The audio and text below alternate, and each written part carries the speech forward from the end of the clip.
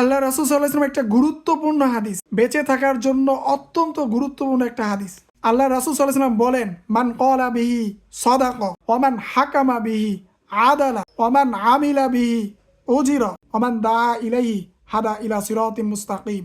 মান ক্বালা বিহি সাদাকা ওয়া মান হাকামা বিহি আদালা ওয়া মান আমিলা বিহি উজিরা ওয়া মান দাআ ইলাইহি হাদা ইলা সিরাতিম মুস্তাকিম।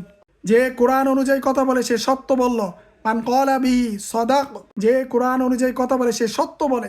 কোরআন হচ্ছে আল্লাহর বাণী, কোরআন হচ্ছে আল্লাহর ওহী, কোরআন হচ্ছে আল্লাহর কথা। এই জন্য যে কোরআন অনুযায়ী কথা বলে সে সত্য বলে। আমাদেরকে কোরআন অনুযায়ী কথা বলতে হবে এবং কোরআনের কথা মানতে হবে, কারণ কোরআন হচ্ছে আল্লাহ তাআলার কথা। এই জন্য একজন মুসলমান হিসেবে কোরআনের কথা অবশ্যই মানতে হবে, কোরআন এবং হাদিসের কথা।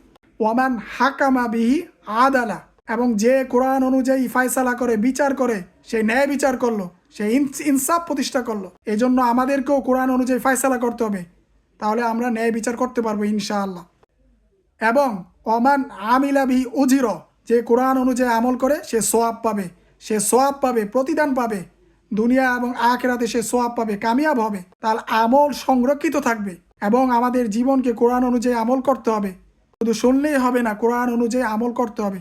আল্লাহ তাআলা আমাদের সবাইকে আমল করার তৌফিক দান করুন। হাদিসের শেষের অংশটা আরো গুরুত্বপূর্ণ। ওয়ামান দা ইলাইহি হাদা ইলা সিরাতিম মুস্তাকিম, যে কোরআনের দিকে মানুষকে আহ্বান করে, যে সত্যের দিকে মানুষকে আহ্বান করে, ডাকে, আল্লাহ এবং নবী এবং তার সাহাবীদের আদর্শের দিকে যে মানুষকে ডাকে, সে সফল, সে কামিয়াব, সে হেদায়েত প্রাপ্ত, সে এটা গ্যারান্টেড। পৃথিবীর কেউ হেদায়েত প্রাপ্ত হোক আর না হোক, সে হেদায়েত প্রাপ্ত হয়ে গেছে, এটা গ্যারান্টেড। এটা আল্লাহর কথা, রাসূলের কথা।